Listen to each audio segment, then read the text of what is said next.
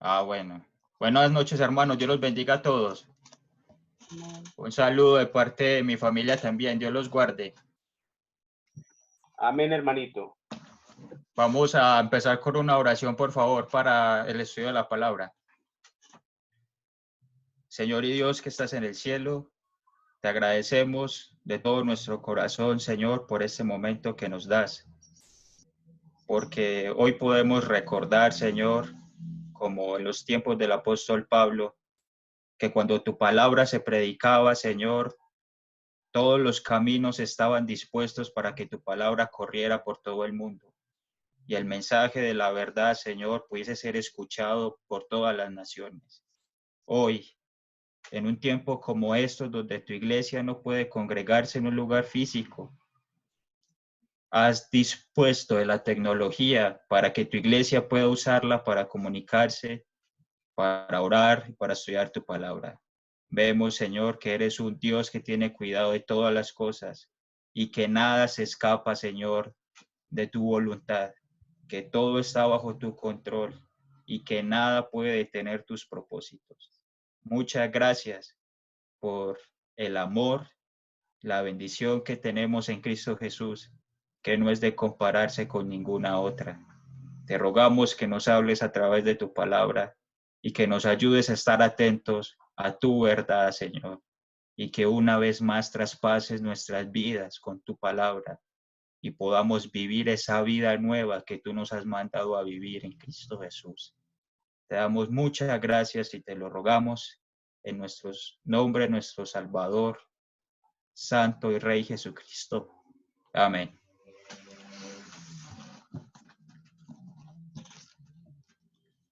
Bueno, mis hermanos, les pido por favor que me acompañen a Segunda de Reyes, capítulo 18.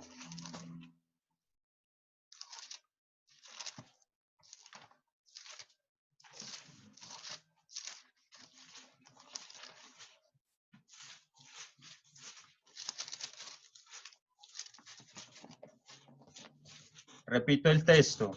Segunda de Reyes, capítulo 18, y vamos a estar leyendo desde el versículo 1.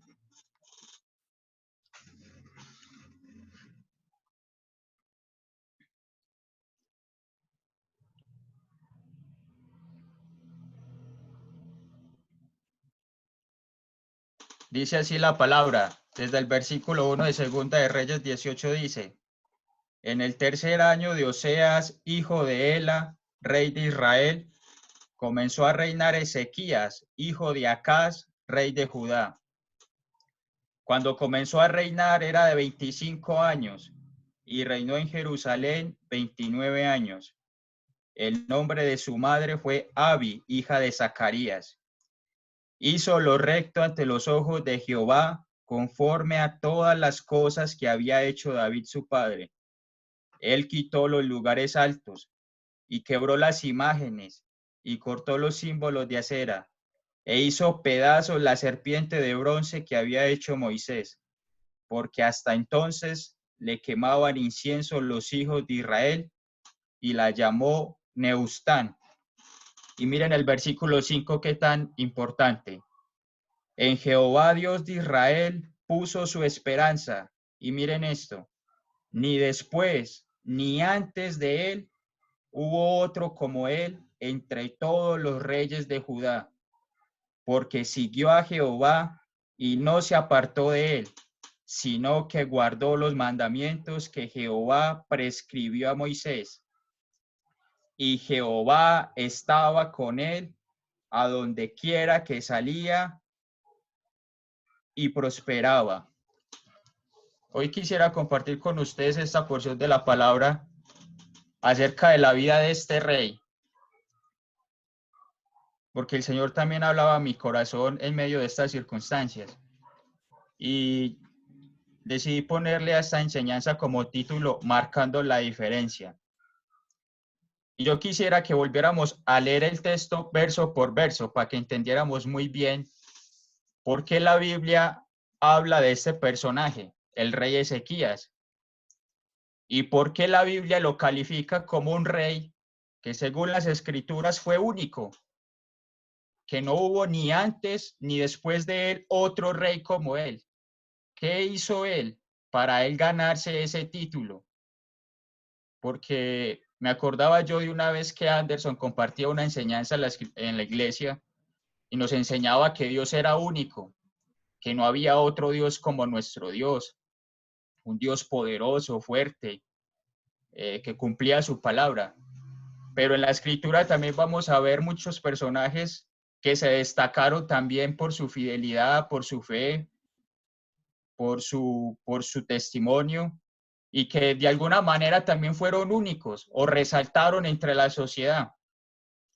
Y en este momento vamos a ver la historia del rey Ezequías. El versículo 1 nos da un dato acerca de este rey. Nos dice que este rey era hijo de Acaz, rey de Judá.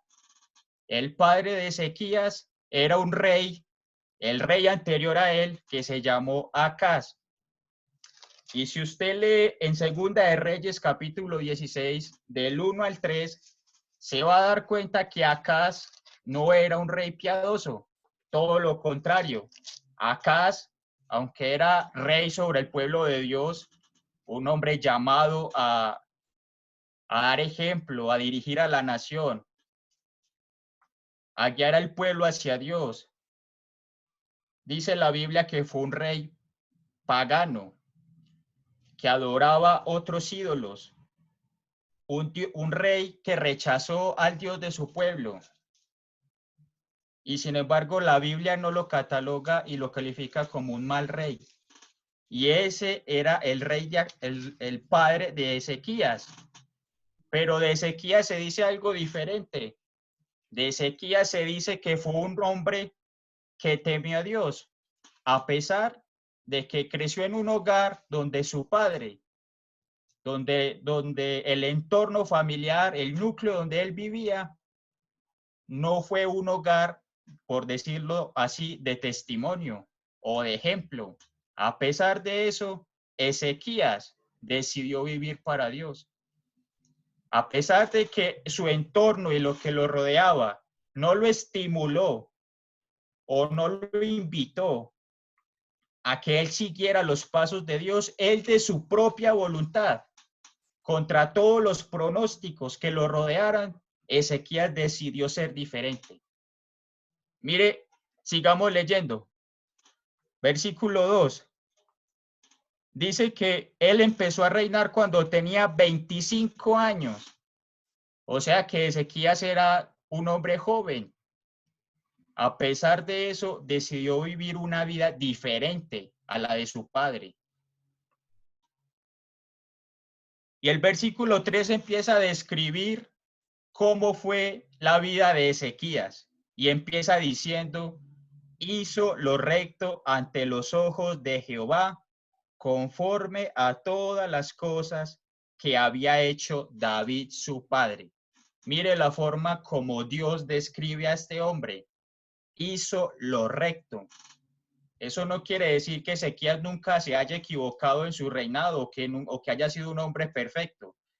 Sin embargo, a pesar de todo eso, el corazón de Ezequías siempre tuvo el propósito de querer agradar a Dios, a pesar de los pronósticos. Y aún así la Biblia lo llama un hombre que hizo lo recto ante los ojos de Jehová. Y mire lo que hace el versículo 4, porque no solamente la Biblia llama a Ezequías como un hombre recto, lo llama un hombre recto porque Ezequías hizo cosas, su fe, su esperanza, sus convicciones, su conocimiento de Dios, su espiritualidad, lo llevó a actuar de tal manera que impactó a los que lo rodeaban. Y mire la manera como lo hizo. Quitó los lugares altos y quebró las imágenes, o sea, los ídolos, y cortó los símbolos de acera, hizo pedazo la serpiente de bronce. Aquí vemos a un hombre que demostró en su corazón que no hay idolatría y que se propuso adorar al único Dios vivo y verdadero, y que luchó para que las personas que estuviesen a su alrededor también conocieran y vivieran para ese Dios. Pero mire, el versículo 5 dice algo que para mí es lo más importante de este texto y lo que me llevó a meditar en esta porción de la escritura. ¿Por qué Ezequías hizo lo que hizo? ¿Qué lo llevó a él a vivir como vivió? ¿Por qué Ezequías no siguió los caminos de su padre? ¿Por qué no siguió el ejemplo de su familia? ¿Por qué no siguió la corriente de la sociedad que lo rodeaba? Por una razón muy simple. Versículo 5. En Jehová, Dios de Israel, puso su esperanza. O sea que Ezequías puso a Dios como el centro de su vida. Para Ezequías no había otro Dios. Para Ezequías no había otra forma de hacer las cosas diferente a como Dios decía que se hicieran. Para Ezequías no había otro camino por donde andar que no fuera el camino que Dios dijera que ese era el camino. Para Ezequías no había otro motivo de confianza diferente al Dios mismo. Y mire esto, hermanos, todo eso a pesar de que su familia, por decirlo de alguna manera, en forma de entenderlo nosotros en nuestro contexto, era inconversa. El padre de Ezequías no le dio ejemplo. Creer en Dios, seguir a Cristo es una decisión personal. Y a pesar de eso, no es una decisión que me afecta a mí solo, porque todos sabemos que la Escritura dice que el que cree en Cristo Jesús es salvo, sino que esa fe y esa forma de vida de Ezequías impactó su alrededor por una sencilla razón. En Jehová puso su esperanza. Y mire algo que también es muy impactante. El versículo sigue diciendo, ni después de él, ni antes de él, hubo otro como él, entre todos los reyes de Judá. Usted se imagina esa forma como usted alcanza a dimensionar la forma como Dios describe a ese hombre. Dicho en nuestras palabras, Dios lo que está diciendo, vea, él era único en sus generaciones. No hay otro como Ezequías. Pero ¿qué era lo que lo hacía único? Su esperanza en Dios.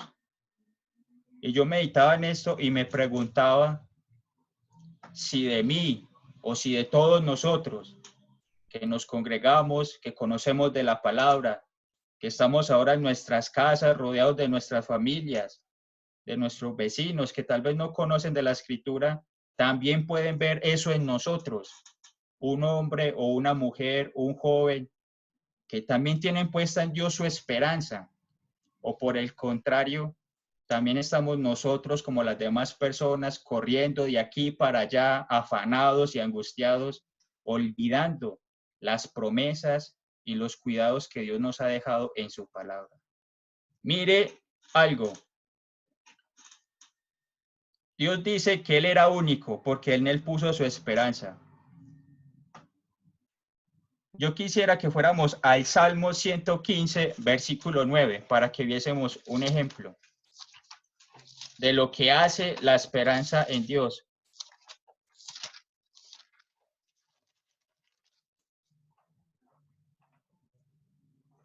Salmo 115, versículo 9.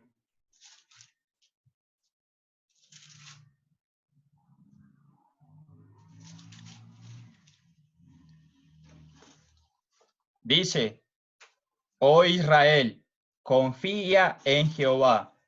Él es tu ayuda y tu escudo. Mire, Israel era una nación como cualquier otra nación en el mundo y todas las naciones tenían su ejército y hasta el día de hoy las tienen. Pero el salmista lleva a que la nación reflexione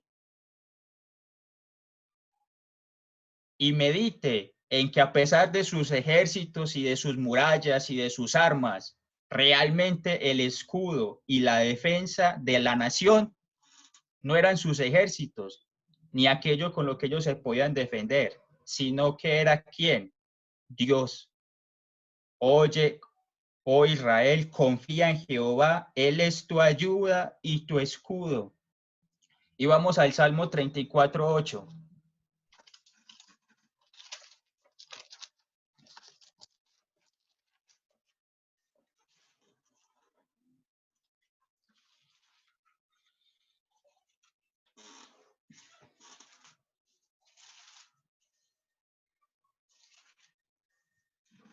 Salmo 34:8 dice, gustad y ved que es bueno Jehová.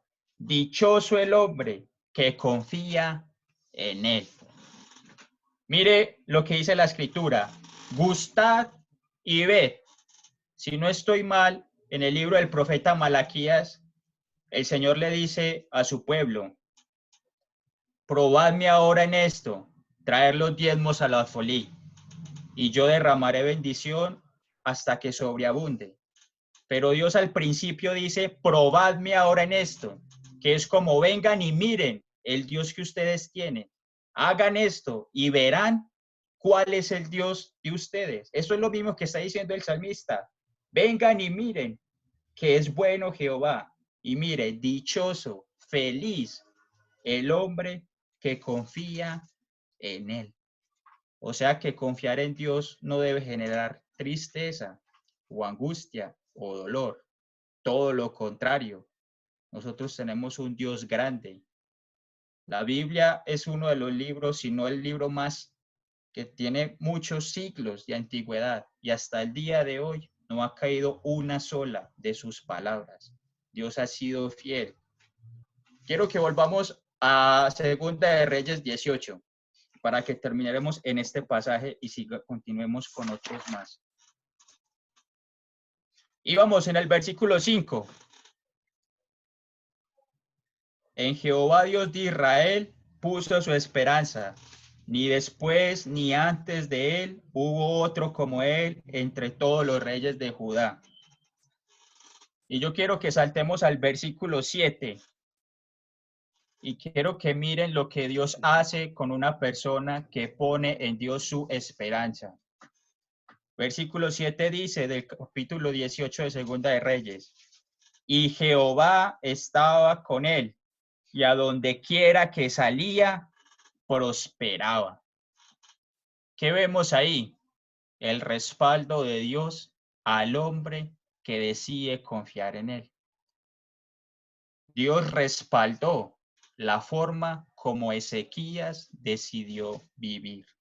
Y dice que a donde quiera que salía, Dios le prosperaba. En el contexto de la Biblia, si uno sigue leyendo el capítulo, va a ver que Ezequías ganó guerras, que Ezequías tuvo triunfos, muchas victorias. Y uno podría pensar de que, bueno, Dios nos ha dado también la victoria, entonces yo voy a tener una vida, digamos, mejor. Recuerda, hermanos, que la vida no consiste en los bienes que el hombre posee, dijo Jesús. Más allá de tener esto o lo otro, Dios nos asegura una victoria que va más allá de lo material. Por favor, vamos a Hebreos 10:19 para ir terminando.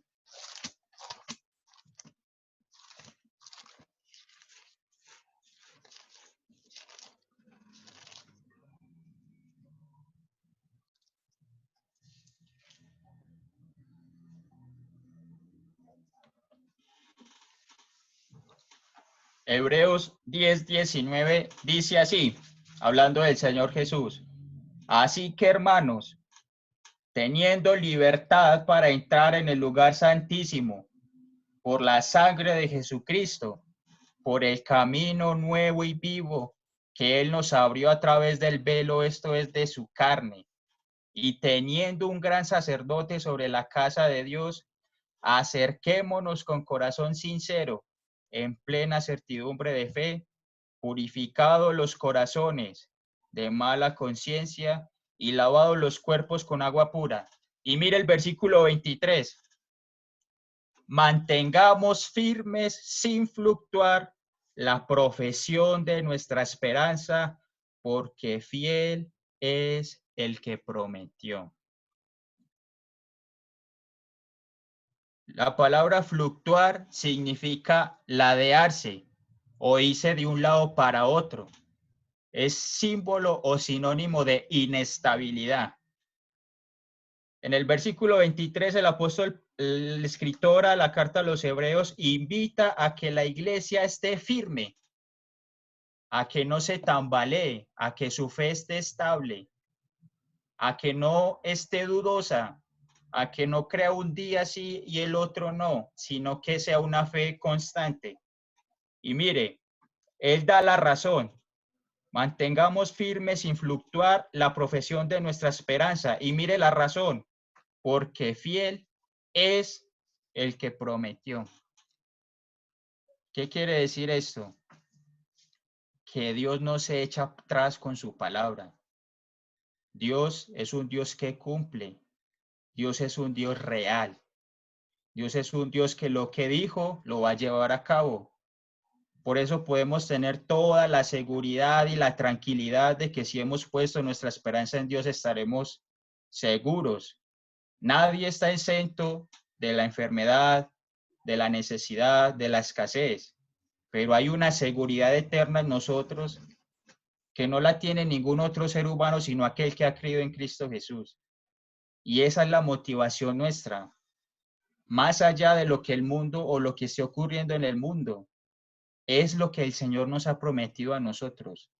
Eso es lo que nos da a nosotros estabilidad, la verdad de la palabra de Dios.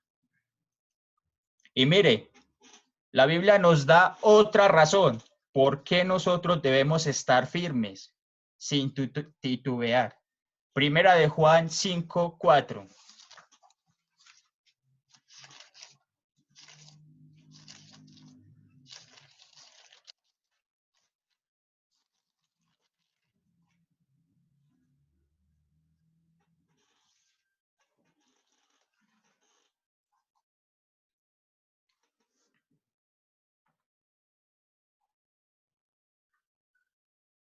Mire lo que dice Primera de Juan 5:4. Porque todo lo que es nacido de Dios vence al mundo. Y esta es la victoria que ha vencido al mundo, nuestra fe. Es cierto que nosotros enfrentamos una batalla todos los días, como dice en otra parte, la batalla de la fe, la batalla por creer, la batalla por seguir confiando. Pero mire, a la luz de este versículo, la Biblia dice que eso es una batalla ganada ya. Porque dice la Biblia que todo lo que es nacido de Dios, o sea, todo aquel el que ha creído en Cristo Jesús, todo aquel que ha recibido a Jesucristo como su Rey, como su Señor, todo aquel que ha permitido que Jesús sea su abogado, su Redentor, dice, vence al mundo. Vence al mundo, tiempo presente. O sea que el creyente, a la luz de la Escritura, vive una batalla ganada continuamente. Pero nosotros muchas veces pasamos esto por alto y no lo comprendemos. Pero a la luz de la palabra, la Biblia nos enseña que todo lo que usted pase por este mundo ya está vencido porque usted ha recibido a Cristo Jesús. Y mire, y la Biblia da la razón, ¿por qué hemos vencido al mundo? Y esta es la victoria que ha vencido al mundo, nuestra fe. Nuestra fe es lo que ha vencido al mundo. Nuestra esperanza en Cristo es lo que ha vencido al mundo. El Dios en el que nosotros hemos confiado. Por eso es que hemos vencido al mundo, porque Cristo está en nosotros. Y mire lo que dice el versículo 5. El apóstol Juan hace una pregunta. ¿Quién es el que vence al mundo? Sino el que cree que Jesús es el Hijo de Dios. O sea que todo aquel que cree que Jesús es el Hijo de Dios vence el mundo. Eso es una afirmación. A pesar de que eso es una pregunta, si usted lo lee con detenimiento, realmente el apóstol Juan está dando una afirmación. Le está diciendo que si usted ha creído en Cristo Jesús, usted vence al mundo. El mundo no puede vencerlo porque usted ha creído en Cristo. Yo meditaba en estos pasajes y el Señor me motivaba a seguir creyendo en Él, porque nosotros vamos a tener temores y situaciones durante toda nuestra vida mientras estemos aquí. Pero la palabra trae esperanza, como un bálsamo que se derrama sobre el corazón, porque realmente nos muestra quién es el Dios al que nosotros hemos confiado. Mire, recuerde lo que decía en Hebreos, fiel es el que lo prometió. Dios no se echa para atrás. En Samuel hay un versículo que dice, Dios honra a los que le honran. Realmente el caminar de todos los días de un creyente debe ser honrar a Dios y Dios se encargará de lo demás. Nuestros ojos deben estar puestos en Jesucristo, en sus promesas. De lo contrario, vamos a vivir como vive el mundo, afanados y cargados, teniendo nosotros la verdad. La motivación es a que, como Ezequías, también al final de nuestros días o al final del día a día, nosotros también podamos decir que pasó un día más donde puse mi esperanza en Dios y seguí caminando con Él. A pesar de las contrariedades, a pesar de las dificultades, yo hice la bandera y decidí creer en el Cristo que nos salvó. Amén. Vamos a orar. Señor, muchas gracias te damos por tu palabra, porque tu palabra, Señor, es el consuelo de nuestras vidas. Tu palabra, Señor, es la fortaleza, es la fuerza que necesitamos todos los días, Señor, para seguir afrontando en este mundo todas las situaciones que debemos de sortear. La pandemia o lo que sea, Señor, que se venga sobre esta tierra, no es nada comparado a lo que tú ya has hecho en nuestras vidas y al Dios que tenemos. Tú eres un Dios real. Tú no eres un Dios que nos ha mentido, sino que eres un Dios, Señor, que se ha manifestado al mundo y a tu iglesia. Y te damos las gracias porque nos has mostrado la verdad de Jesucristo y has abierto nuestros ojos. Y ahora podemos acercarnos delante de ti, Señor. Y podemos tener la seguridad, Señor, de que cuidas de nosotros, de que cuidas a tu pueblo, de que aunque vengan tempestades y el mundo se desmorone a nuestro alrededor, podemos estar tranquilos porque tú guardas a tu pueblo, Señor. Ayúdanos a confiar en ti.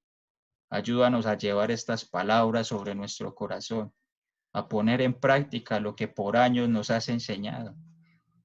Que ahora que no podemos congregarnos en un lugar físico, entendamos, Señor, que la iglesia no es un lugar, la iglesia somos todos nosotros, no importa dónde estemos, tú estarás donde tu pueblo te busque y tu pueblo se congregue.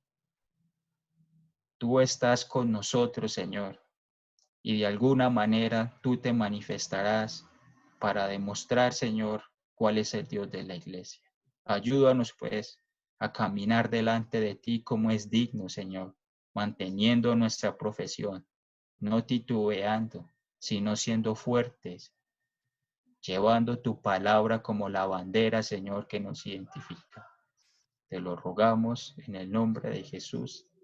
Amén.